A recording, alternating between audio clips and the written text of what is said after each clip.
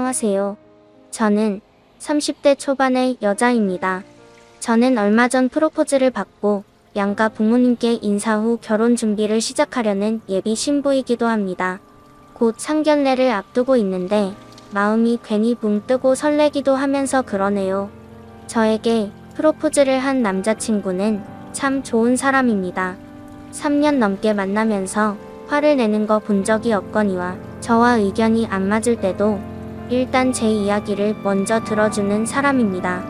그래서 더 결혼을 해야겠다는 생각을 하기도 했지만 남자친구의 부모님을 만나 뵙고 확신을 하게 되었습니다. 두 분 다 너무 유하시고 제 사정을 봐주시려고 배려해 주시는 게 보여서 오히려 제가 죄송할 정도였거든요. 남자친구의 형과 누나도 너무 잘 대해주셔서 저와 아버지밖에 없는 저희 집에 남자친구가 인사 왔을 때 허전했겠다 싶었습니다. 제가 외동딸인 걸 알고 어머님께서 우리는 다른 때 모이면 되니까 명절에는 아버님하고 보내요.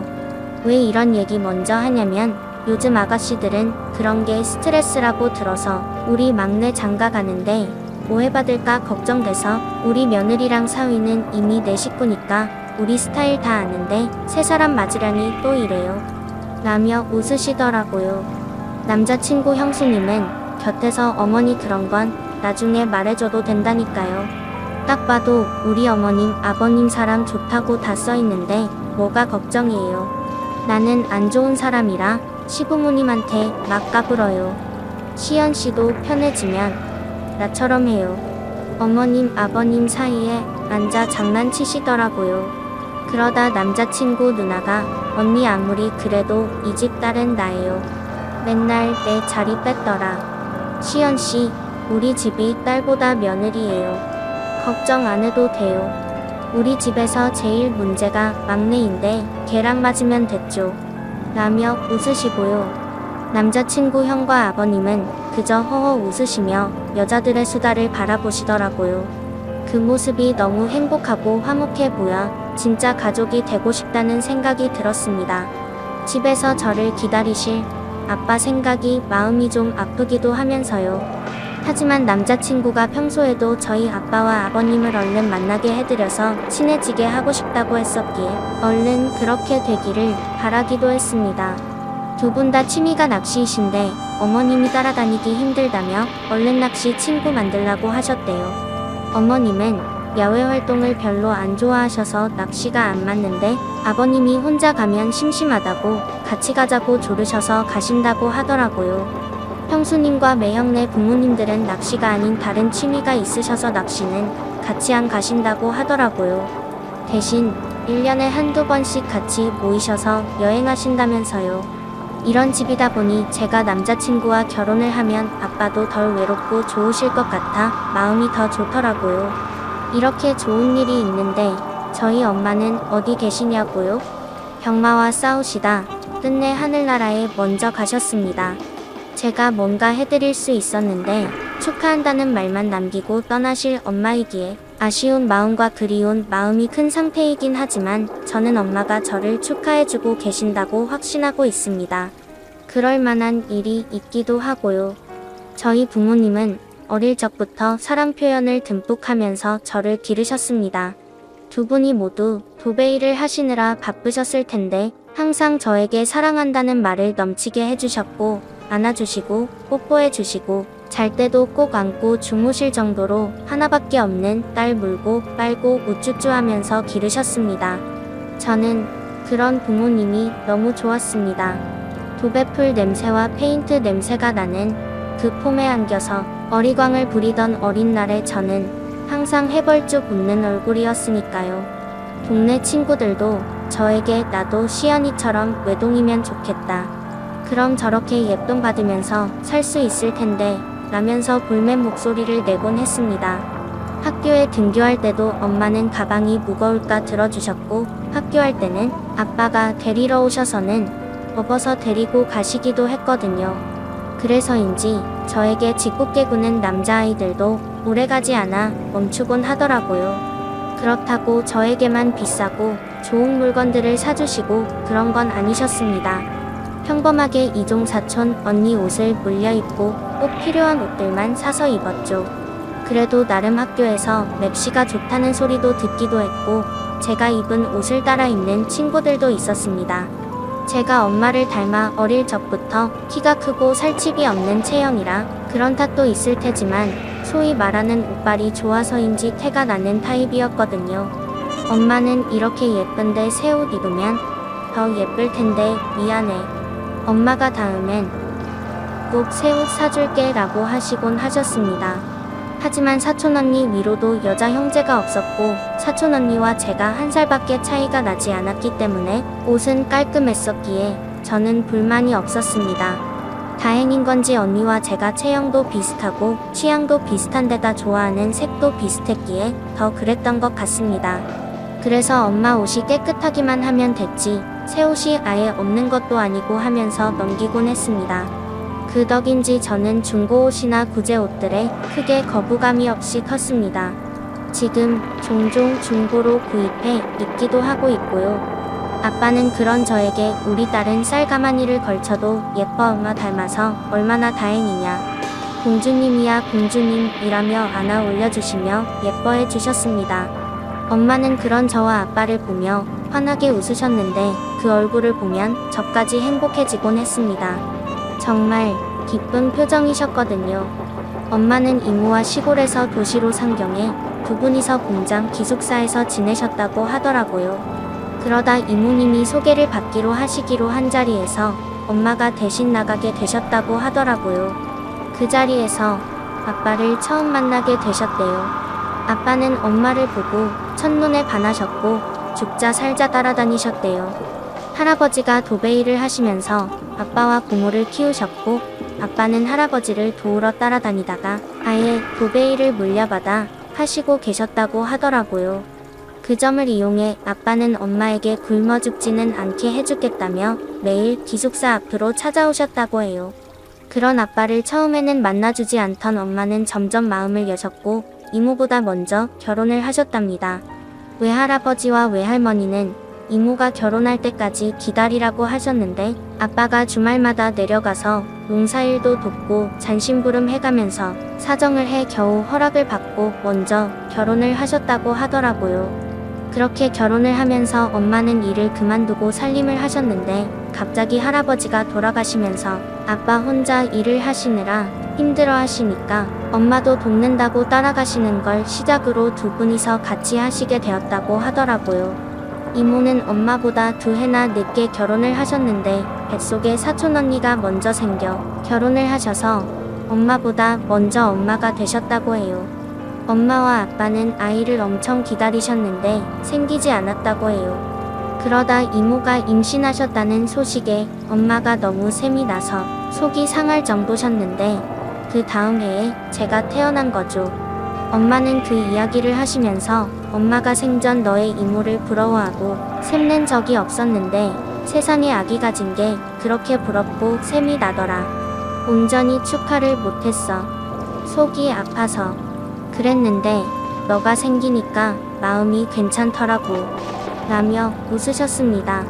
저를 안고 이야기하실 때도 있고 얼굴을 맞잡고 하실 때도 있었는데 그때 올려다보던 엄마의 눈 속에 저를 찾아보는 게 좋았습니다. 저를 감싸는 사랑이 더 크게 느껴지는 것 같았거든요. 그래서 엄마에게 사촌언니 태어날 때의 이야기를 괜히 묻고는 했습니다. 그럼 엄마는 또 저를 안고 제 눈을 바라보면서 이야기를 해주셨으니까요. 제가 태어나고 엄마와 이모는 사이가 더 좋아지셨는데 이모는 저보다 2살 어린 사촌 남동생을 낳으시면서 이모가 저를 같이 봐주실 때도 많았습니다.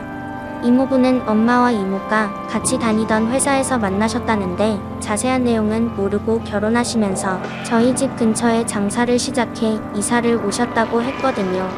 그래서 가까이 살다 보니 저를 이모 댁에 자주 맡기셨습니다. 가면 사촌 언니도 있고 동생도 있으니 심심하지 않아 좋았고 숙제도 같이 하니까 저도 좋았고요. 그런데도 엄마는 제가 학교에서 돌아와 같이 보내지 못하는 시간에 대한 미안함을 크게 가지시거나 하셨습니다. 처음에 학교에 입학할 때도 걱정을 크게 하셨죠. 혹시나 엄마가 일한다고 아이들이 따돌리고 엄마들이 친한 아이들끼리만 놀게 할까봐요. 괜한 걱정이었는데 말이죠. 그런 엄마께 아빠는 당신이 가서 기 좀 죽여주고 와. 그럼 애들도 우리 시연이 함부로 얕보지 못할 거 아냐. 라면서 집 근처 가장 좋은 여성복 매장에 가서 코트를 사주셨습니다. 짙은 녹색의 코트는 엄마와 너무 잘 어울렸고 정말 입학식에 온 엄마들 중 제일 예뻐 보였습니다. 그래서 저는 입학식 내내 기분이 더 좋았습니다.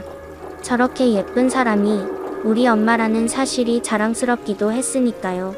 그래서 방실방실 잘 웃고 대답도 잘하면서 신이 난 것을 감추지 않았던 것 같습니다. 그렇게 입학식을 끝내고는 예쁜 엄마 손을 잡고 싱글벙글 웃으며 아빠를 만나러 갔습니다.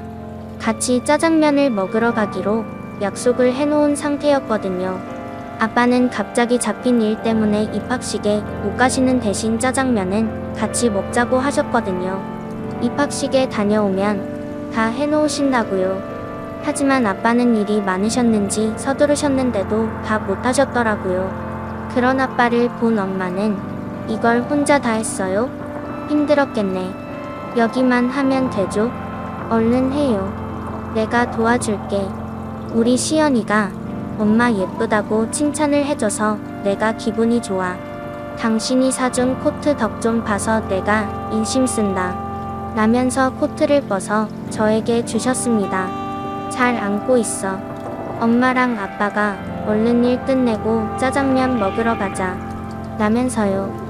엄마의 당부에 알았다고 씩씩하게 대답을 하면서 받아든 그 예쁜 코트를 저도 입어보고 싶더라고요. 엄마가 입었을 때는 엉덩이 아래까지 덮는 길이었지만 갓 초등학교에 입학한 저에게는 발목까지 오더라고요. 그래도 걸치고 기분 좋게 왔다 갔다 하며 모델처럼 이리저리 걸으며 뽐내듯 다녔습니다. 그러다 코트가 벗겨지며 엉덩이 안쪽에 페인트가 묻었습니다. 엄마 아빠는 일하시느라 그 장면을 못 보셨고 흐릿하게 묻은 페인트는 자세히 보지 않으면 모르겠더라고요. 그래서 저는 은근슬쩍 코트를 다시 입고는 엄마에게 말하지 않았습니다. 처음 입은 코트에 페인트를 묻혔다고 말을 해 엄마의 기분을 해치고 싶지 않았거든요. 그냥 저 혼자 조용히 묻어두면 아무도 모르겠거니 싶었습니다. 일을 마치신 엄마와 아빠를 아무렇지 않게 맞이하고는 짜장면을 먹으러 갔습니다. 얼마나 맛있던지 다음날 사촌 언니와 사촌 동생에게 자랑을 할 정도였습니다. 엄마랑 아빠가 저녁은 이모부가 하시는 치킨집에서 치킨을 사주셨는데 그것도 자랑을 했을 정도였습니다. 지금도 제 기억 속에 초등학교 입학일은 가장 완벽한 날 중에 하루였습니다. 엄마와 아빠가 저를 위해 온전히 하루를 보낸 날들은 모두 행복했지만 유난히 그날은 더 그렇게 느껴졌습니다. 왜인지는 아직도 모르겠어요.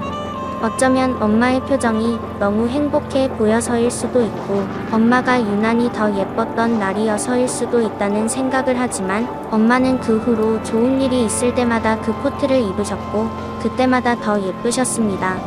아빠도 엄마가 그 코트를 꺼내어 입으실 때면 아이고 사모님 오늘따라 더 멋부리셨습니다. 라면서 웃으시곤 하셨으니까요. 제가 만들어 놓은 페인트 자국은 잊어버리고 그저 엄마가 그 코트를 입고 외출하시는 날에는 엄마가 예쁘다고 생각했습니다.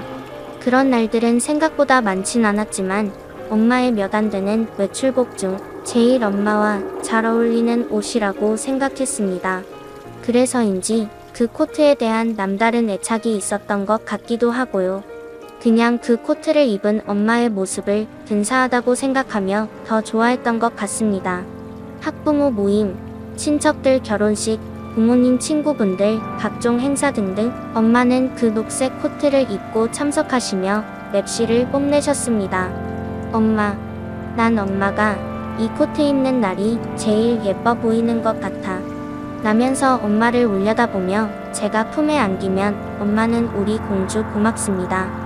하면서 기뻐하셨습니다. 그러던 어느 날부터 엄마는 그 코트를 입지 않으셨습니다. 저는 그저 엄마가 외출할 일이 없어 그러신가 보다 했죠. 제가 중학교에 들어가고 얼마 후 엄마는 매우 바빠지셨거든요.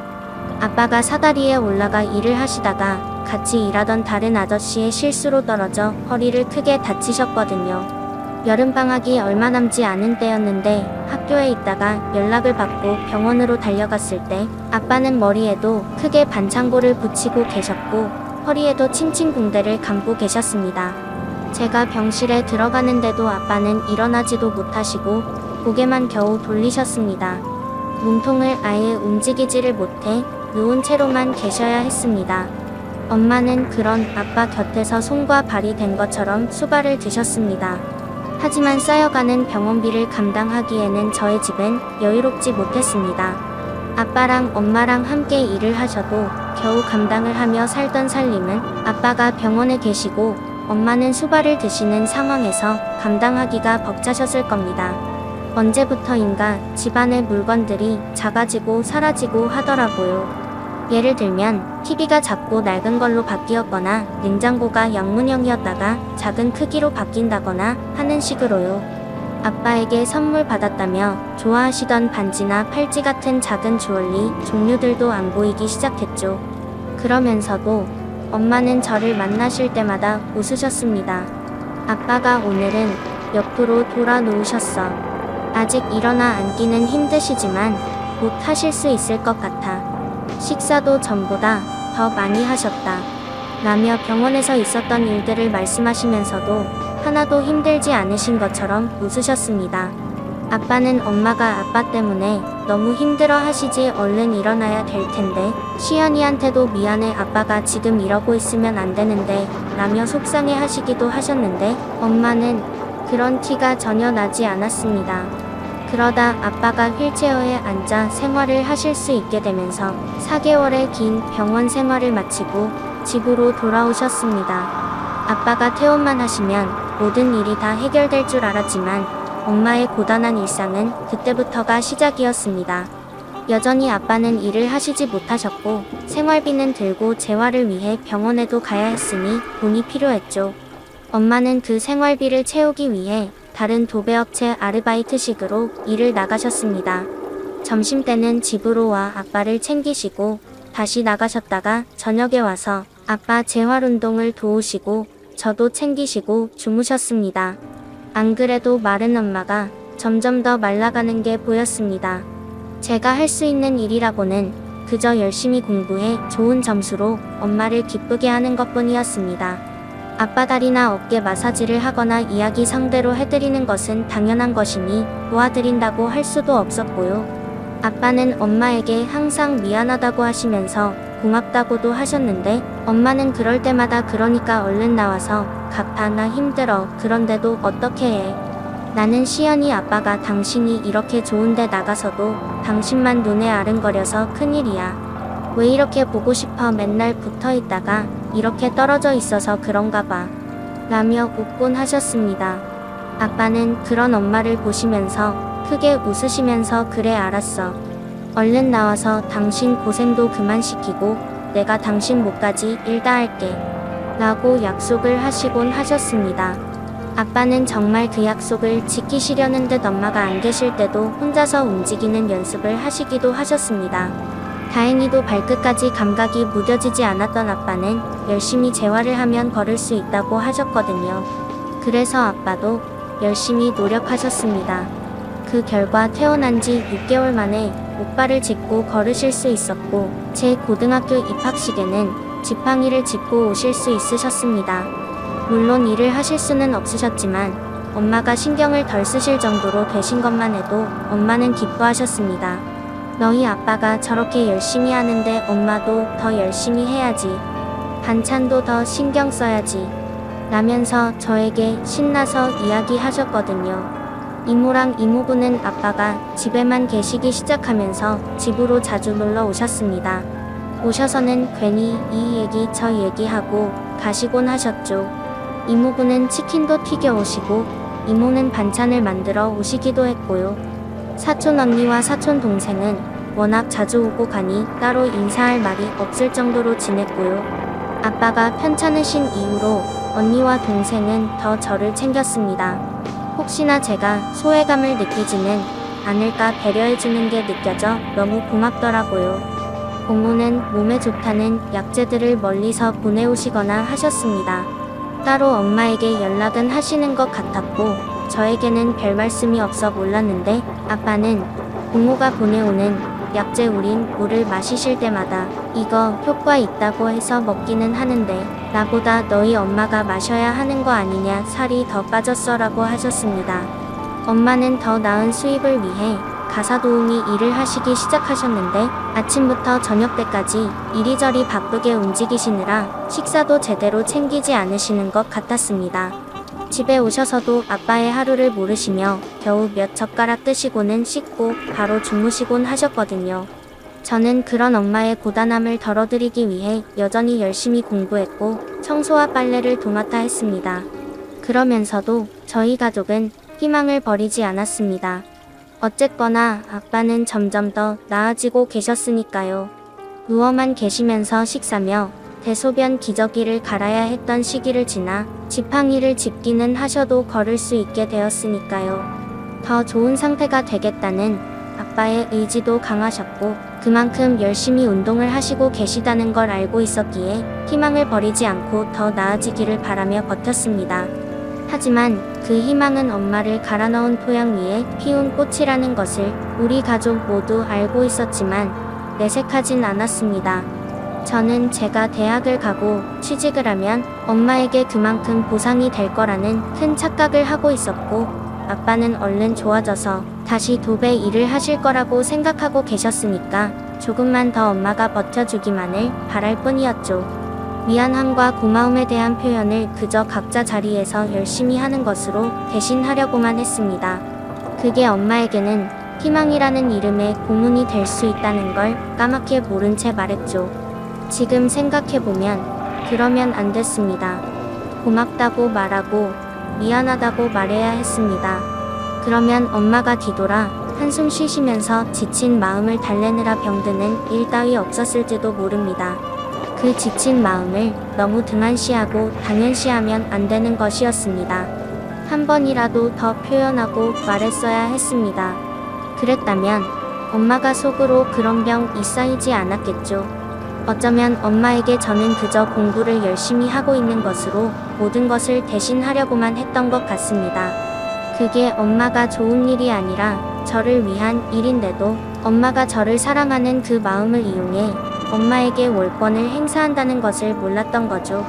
말썽 안 부리고 공부만 잘하면 자식으로서 모든 걸 다 하는 줄 단단히 착각했던 겁니다.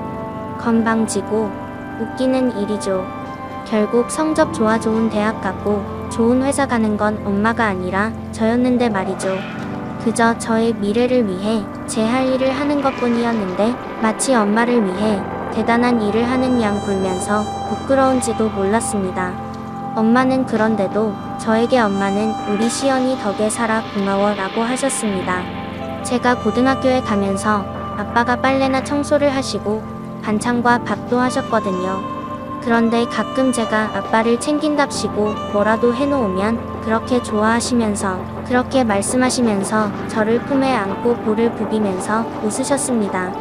그런 엄마의 모습을 자주 보고 싶다 가도 공부한다는 핑계로 자주 하지 못하면서 그렇게 잘난 척을 했습니다. 아빠는 내가 한다고 하는데 그래도 제대로 못하지 미안해, 더 꼼꼼히 할게요 라면서 말씀하시거나 하셨는데 그런 아빠를 보며 엄마는 아이고 그런 말씀 마세요. 저는 지금도 너무 감사합니다. 내가 일한답시고 당신이랑 시연 이더 못 챙겨서 미안하지. 엄마가 입학식도 못 가고 엄마가 나빴지 라며 웃으셨습니다. 그런 엄마에게 대학교 입학식에는 꼭 와야 해, 고등학교 졸업식에도 라며 대답했습니다. 그때는 엄마가 환하게 웃으셔서 엄마가 진짜 너무 행복하신 줄 알았는데 지금 돌이켜보면 너무 철딱선이 없는 딸이었기에 부끄럽고 속상합니다. 저는 열심히 한 만큼 집에서 가까운 서울 상회권대학에 입학했습니다. 정치 외교학을 전공하며 외교관의 꿈을 꾸기도 했죠. 엄마는 그런 저의 꿈을 지지해 주시면서 엄마는 외국에 한 번도 못 가봤는데 우리 딸은 어디든 다니면서 살아 멋지게 엄마처럼 살지라면서 축하해 주셨습니다. 저는 대학에 가서도 열심히 공부했습니다. 장학금을 받아야 엄마의 부담을 덜어드릴 수 있으니까요. 과외 알바를 하기도 했고 문서 번역 알바도 틈나는 대로 했습니다. 승무원이 꿈이던 사촌 언니는 영어 공부를 위해 어학연수도 다녀오고 했지만 저는 그럴 엄두도 못 냈죠. 그때는 그게 되게 큰 희생인 줄 알았는데 엄마의 희생에 비하면 아무것도 아니었다는 걸 생각도 못했습니다.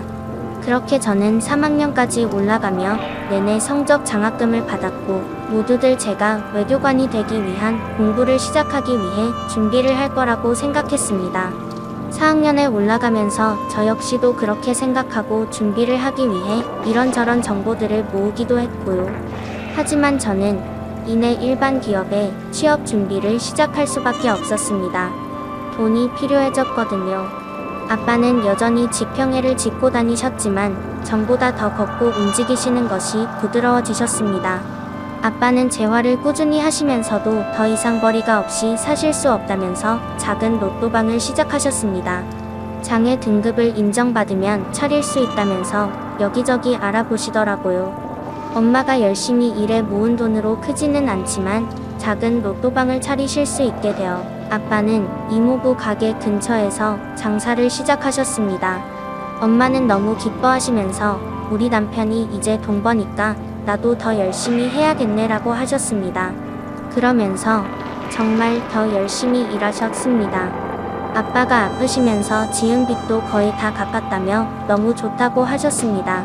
집안의 물건들을 내다 팔고 작은 걸로 바꾸면서도 생활은 빠듯했겠죠. 당연히 아빠 수술비와 재활치료비가 적은 돈이 들어가는 게 아니었을 테니까요. 그래서 어쩔 수 없이 도배 매장도 급하게 내놓고 할아버지가 사시던 집도 팔고 해보셨지만 모자라셨겠죠. 저도 학교에 보내시려면요. 생각해보면 아빠가 병원에 입원해 계실 때도 저는 어렵다는 말을 하긴 했지만 단 한 번도 부족하게 학교에 다녀본 적이 없습니다. 필요한 만큼 교재도 사서 공부했고 학원도 다닐 만큼 다녔고요. 그 모든 걸 엄마가 병간호하면서 어떻게 다 감당하시나요? 당연히 대출도 받고 하셨겠죠. 엄마는 정말 최선을 다하셨죠. 그런데도 엄마는 집에 빚이 있는 걸 마음 아파하시고 미안하셨습니다. 그렇게 아침부터 저녁까지 일만 하시면서 아빠와 저에게는 너무 고맙다. 덕분에 내가 산다. 내가 무슨 복이 있어. 이런 남편과 딸을 만나 다른 거 신경 안 쓰고 일만 하는지 모르겠다. 나만 속 편한 것 같아 미안하다. 라며 말씀하시곤 하셨거든요. 사실 모든 건 다 엄마 덕분이었는데 저는 엄마가 그렇게 이야기해 주시는 걸 들으며 으쓱거리기만 했습니다. 철닭선이 혹시 잘난 척만 한 거죠. 아니 어쩌면 나밖에 모르는 바보 주제에 잘난 척한 걸 수도 있겠습니다. 저는 그걸 대학교 4학년이 돼서야 알았습니다. 과외 알바를 끝내고 공부를 하기 위해 가면서 커피를 사려고 줄을 섰는데 전화가 울렸습니다. 아빠 덕분요. 원래 제가 집에 도착하기 전까지 문자는 자주 하셔도 전화는 잘 안 하시는데 전화가 약간 놀란 상태로 전화를 받긴 했습니다. 시연아 지금 너희 학교 병원으로 올래. 엄마가 집에 들어왔는데 코피가 많이 나고 피를 많이 토해서 지금 병원에 와 있거든. 엄마는 검사한다고 여기저기 다니는데 아빠가 혼자 있기가 좀 힘들어서 라고 하시는데 금방 갈게요 라고 대답하고 얼른 병원으로 향했습니다. 응급실 입구에는 아빠가 머리를 감싸고 앉아 계시더군요. 곁에 둔 지팡이가 아니었다면 아빠를 찾을 수 없었을 정도로 구겨 지듯 계신 아빠를 보니 괜히 눈물부터 났습니다. 엄마는 이라고 물으며 제가 곁에 가서 앉으니 그제야 아빠는 고개를 드셨습니다. 그러더니 엄마는 지금 계속 검사해. 엄마가 너무 힘들었나 봐. 아빠 잘못이지 뭐 이제 조금 편해지나 싶었는데 라고 말을 하셨습니다. 그 말을 하는 내내 겨우 울음을 참는 아빠를 보고 있자니 저 또한 눈물이 맺혔습니다. 엄마의 몸이 나빠질 거라는 것은 왜 생각도 하지 못했을까요? 그렇게 마른 엄마가 소화가 안 된다면서 식사를 겨우 몇 숟가락 하시는 걸 보았으면서 왜 엄마는 괜찮을 거라고 생각했을까요? 왜 엄마는 내가 열심히 하고 있으니 다 좋을 거라고 착각을 했을까요? 엄마는 그저 다 괜찮은 줄로만 알았던 어리석은 제가 정말 미웠습니다. 바로 입원실로 입원을 한 엄마는 몇 가지 검사를 더 받으셨습니다. 엄마는 혈액 검사를 받은 후에도 정밀 검사가 더 필요하다며 MRI, CT 같은 드라마에서 보던 검사들을 받아야 하셨습니다. 엄마는 정신을 잃지는 않으셨기에 괜찮아. 진짜 그동안 하나도 안 아팠으면 먼저 병원에 왔지. 그냥 너무 피곤해서 그런 거야. 검사비 아깝게 라고 하시는데 엄마 좀 지금 그런 말이 나와 하라는 검사다 해 나 돈 있어. 라면서 화를 냈습니다. 엄마에게 화가 난 게 아니었는데요. 엄마는 그런 저를 보며 웃으셨지만 이내 표정이 굳어지시더라고요. 아마 걱정도 되셨을 테고 화를 내는 제게 서운도 하셨겠죠. 그때도 그냥 좋게 웃으면서 말을 했어야 했는데 그러지 않은 게 지금까지도 마음이 아플 줄은 몰랐습니다. 검사 결과 엄마는 위암이라는 병을 진단받으셨습니다. 아마도 불규칙한 식사와 일에 쫓겨 편레벌떡 먹는 습관이 여러 위장 장애를 일으켰을 거라고 짐작을 할 뿐이었습니다. 외할머니가 살아생전에 잘 체하셔서 그저 유전이라고 체질이라고만 알았는데 그게 아니었던 거죠. 이미 3기이고 전이가 의심되어 수술을 시도하고 항암 치료를 받아야 한다는 의사 선생님 말씀이 귀에 들어오지 않고 진료실을 맴돌았습니다. 아빠는 엄마의 손을 잡고 고개를 응급실 대기실에서 보다 더 숙이셨고 저는 멍하니 그런 엄마와 아빠 의사 선생님을 바라볼 뿐이었습니다. 일단 수술 날짜를 잡고 퇴원을 하기로 했습니다. 집에 돌아온 엄마는 바쁘셨습니다. 일하던 곳에 사정을 말을 하고 대타를 구해줘야 했고 여기저기 보험사에 암 진단받은 것을 문의하고 진단비와 수술비를 수령하는 것을 알아보시고 여러 서류를 꺼내 저와 아빠가 보기 편하게 정리를 하시는데 정신 없으시더라고요.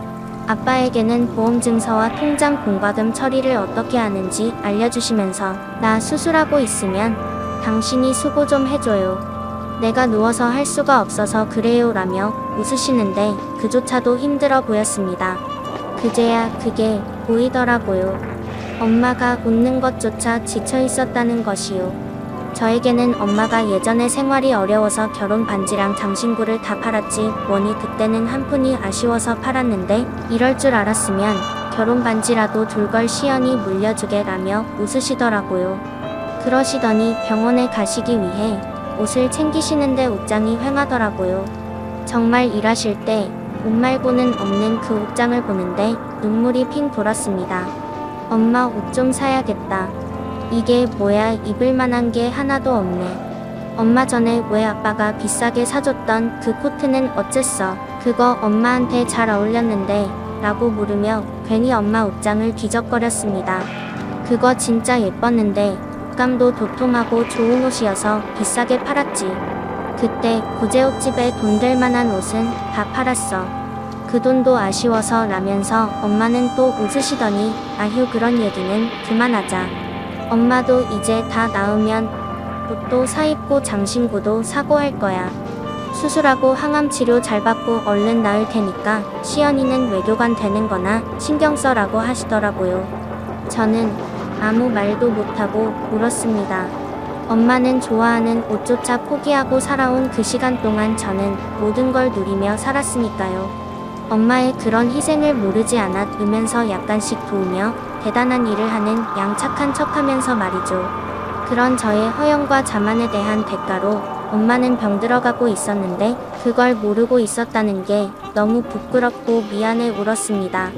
그런 바보 같은 딸에게 항상 미안하고 고마운 더 바보 같은 엄마가 안쓰러워 울었습니다. 그러면서도 저를 위해 살라는 엄마의 말에 안심하는 제가 징그러워 울었습니다. 그래서 저는 여기저기 엄마의 코트와 비슷한 코트를 찾기 위해 애를 썼습니다. 엄마가 코트를 샀던 그 브랜드는 이미 없어진 지 오래라 비슷한 옷을 찾기란 힘들더라고요. 엄마에게 퇴원 선물로 하고 싶어서 찾는데 아무리 뒤져도 비슷한 디자인의 그 세 개 코트를 찾을 수가 없었습니다. 그러면서 저는 취업 준비를 하기 시작했습니다. 엄마에게 조금이라도 도움이 되고 싶어서요. 수술을 하시고 항암을 받으시면서 생활비 걱정 없이 편하게 지내게 하려면 제가 안정적인 수입이 있어야겠더라고요. 그래서 저는 외교관이라는 오랜 꿈을 접고 취업을 하기로 결심했습니다. 저는 남미 쪽에 관심이 많아 영어와 스페인어를 공부하고 있었기에 언어 특기를 살려 무역회사에 들어가면 좋을 것 같아 공부를 시작했습니다. 엄마는 그런 사실을 모르신 채로 수술을 받으셨습니다. 그저 본인은 얼른 나아서 저의 미래를 위해 다시 일하실 생각만 하셨죠. 저는 엄마를 위해 틈나는 대로 코트를 찾았지만 비슷한 디자인도 찾지 못했습니다. 그리고 운이 좋게도 몇 군데 지원을 하지 않았는데 저는 취업에 성공을 했습니다. 아빠는 기특하다 하셨지만 미안해 하셨습니다. 아빠가 너무 오래 제 역할을 못해서 엄마도 저리 병이 나고 우리 딸이 꿈도 포기하게 돼서 미안해. 아빠 잘못이다. 라면서 눈에 눈물이 고이셨습니다. 하지만 아빠는 잘못한 게 없으셨습니다. 열심히 일하시다 사고를 당하신 거고 그럼에도 불구하고 한순간도 방만하지 않고 재활에 힘쓰신 결과 혼자 거동하시고 로또방도 하시면서 엄마 병수발을 드셨으니까요. 엄마랑 아빠는 본인들의 일상과 삶이 달라졌지만 저는 일상과 삶이 하나도 달라지지 않았는데 저에게 미안하다고 하시는 부모님의 모습에서 눈물이 났습니다. 오히려 저만 더 나은 방향으로 삶이 좋아졌는데도 부모님은 제가 많은 걸 포기했다고 생각하시는 게 너무 죄스럽더라고요. 그래서 아빠, 엄마랑 아빠가 고생해 주신 덕분에 내가 이만큼 잘 컸어. 이제 내 덕 좀 봐요. 뭘 잘못했고 뭐가 미안해. 나 하나 키우느라 엄마 아빠 다 골병 들었는데 내가 미안하고 고맙지라고 대답하면서 저도 모르게 주룩주룩 눈물을 흘리고 말았습니다. 아빠는 그런 저를 안고 등을 두드려 주시면서 우리 딸 아니었으면 엄마랑 아빠랑 어떻게 버텼겠니? 그러니까 이번에도 엄마한테 우리 시연이가 힘 좀 많이 줘. 그럼 엄마가 기운나서 얼른 일어날 거야 라고 하시더라고요. 그런 아빠를 껴안고 한참을 울었던 것 같습니다. 사실 엄마의 수술 결과가 좋지 못했거든요. 게다가 암덩어리가 크기도 컸고 주변으로 전이가 되어 수술을 받았지만 완벽히 제거가 되지도 않았고 2차까지 받은 항암 치료 결과도 그다지 희망적이지 않았습니다. 하지만 엄마는 마치 아무 일도 없는 듯이 치료를 받으셨고 뜨개질도 하시고 그림도 그리셨습니다. 그러면서 제가 취업에 성공한 것도 굉장히 반기시더라고요. 장아가 그 큰 회사에 어떻게 들어갔어? 대단해 우리 딸이라며 환하게 웃으셨습니다. 그런 엄마가 너무 아파 보였습니다. 그래서 엄마를 위해 뭐라도 하고 싶어 코트 찾기를 계속했습니다. 엄마에게 그 코트를 다시 입게 하면 엄마가 처음 그 코트를 입고 제 입학식에서처럼 건강하고 예쁘게 돌아갈 것 같다는 생각도 했고요. 그렇게 열심히 코트를 찾는 걸 본 사촌 언니가 차라리 중고 거래하는 사이트에 그 브랜드 코트 찾는다고 하면서 찾아봐. 그러면 아예 똑같은 모양의 코트를 살 수 있을 수도 있잖아. 중고라도 차라리 그게 안 낫겠어 라고 하더라고요. 듣고 보니 그 말이 맞아 언니의 말대로 그 브랜드를 검색했더니 중고 거래에 많이 올라와 있더라고요. 그래서 이리저리 살피고 있는데 정말 엄마의 코트와 똑같은 코트가 판매되고 있었습니다. 떨리는 마음을 붙잡고 상세 모습을 보려고 사진을 보다가 저는 그만 엉엉 울어버리고 말았습니다. 그 옷이더라고요. 저희 엄마가 입던 옷이요.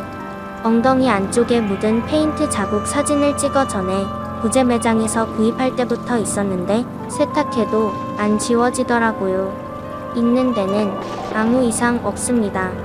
라는 설명을 덧붙여 놓았더라고요. 제가 묻혀놓은 그대로였습니다. 엄마에게도 말하지 않았던 비밀스러운 그 자국을 엄마가 정말 몰랐을까 싶을 정도로 여전히 뚜렷이 있더라고요. 바로 그분께 연락을 드려 저에게 꼭 파시라고 부탁을 드렸습니다. 그분은 페인트 자국 때문인지 안 팔려서 가지고 계셨다면서 저에게 파시겠다고 하시더라고요. 그래서 2시간 거리를 가 코트를 샀습니다. 집으로 돌아오면서 바로 세탁소에 맡기고 엄마에게 보여드릴 생각에 콧노래까지 나는데 이모가 이모부 가게에서 뛰어나오다 절 보시고는 시연아 엄마가 하면서 우셨습니다. 이모의 얼굴을 보는데 느낌이 오더라고요. 엄마는 제가 세탁소에 가던 그때 정신을 잃고 쓰러지셨고, 몸이 불편한 아빠가 혼자 엄마를 추스르지 못해 이모에게 연락을 하셨다고 하더라고요. 제가 늦는다고 했었거든요. 이모와 집으로 달려가 보니 아빠는 구급차를 부르고 벌벌 떨고 계셨습니다. 엄마는 정신을 잃고 계셨지만 숨을 쉬고 계셨고요. 엄마를 들것에 싣고 구급대원들이 내려가고 아빠와 저는 같이 구급차에 탔습니다. 산소호흡기를 하고 CPR을 하는 구급대원이 "환자분 정신 드세요. 구급차 아니에요. 다니시던 병원으로 이송 중입니다. 라고 하시더라고요. 엄마는 저와 아빠를 찾으셨습니다. 구급대원분이 저희에게 자리를 비켜주시자 엄마는 손을 뻗더니 "사랑해" 라면서 제 손을 잡으시더라고요. "엄마 나도 사랑해 그러니까" 라는데 심정지 신호음이 들리더군요. 구급대원분이 다시 한번 CPR을 시도하시는데 병원에 도착했고 엄마는 정신없이 응급실로 실려 들어가셨습니다. 의사 선생님과 간호사 선생님들이 분주히 움직이셨지만 엄마는 깨어나지 못하셨고 먼저 하늘나라에 가시고 말았습니다. 어떤 정신으로 장례식을 치렀는지 모릅니다. 정신없이 장례를 치르고 엄마를 납골당해 모시고 집으로 돌아와서도 아무 생각이 없었던 것 같습니다. 아빠와 저는 2달 정도를 서로 별말 없이 지냈던 것 같습니다. 그러던 어느 날 집으로 돌아왔는데 아빠가 눈물이 가득한 눈으로 저를 맞이하시더군요. 제가 세탁소에 맡겼던 그 코트를 아는 채로요. 세탁소 사장님이 "너가 안 찾아간다고 정신없을 것 같아서 이제야 준다고 하시더라. 엄마가 봤으면 참 좋아했을 텐데" 라며 우는 아빠를 끌어안고 저도 정신없이 울었던 것 같습니다. 마치 엄마와 셋이 끌어안은 것처럼 코트까지 끌어안고 울었습니다. 그리고 저는 그 후로 중요한 미팅이나 회의가 있을 때 꼭 그 코트를 입었습니다. 엄마가 지켜주시고 응원해주시는 것 같아 일이 잘 되더라고요. 코트를 못 입는 계절엔 엄마가 뜨개실로 떠나오신 컵받침을 가지고 가고요. 남자친구 소개받던 날도 그 코트를 입었습니다. 곧 다가오는 상견례에도 그 코트를 입을 예정입니다. 그럼 아빠, 엄마, 제가 같이 가는 기분일 것 같아서요. 그리고 결혼해서도 잘 살 것 같아서요. 그러지 않을까요? 엄마가 고생하시고 희생하셨던 만큼 저는 앞으로 더 열심히 살려고 합니다. 그래야 엄마가 안 슬퍼하실 거라고 아빠가 그러시더라고요. 그래서 꼭 행복하려고요. 꼭이요. 엄마, 나 시집 가서도 잘 살게. 엄마처럼 환하게 웃으면서 그렇게 살게. 지켜봐줘. 지금까지 사연 들어주셔서 감사합니다.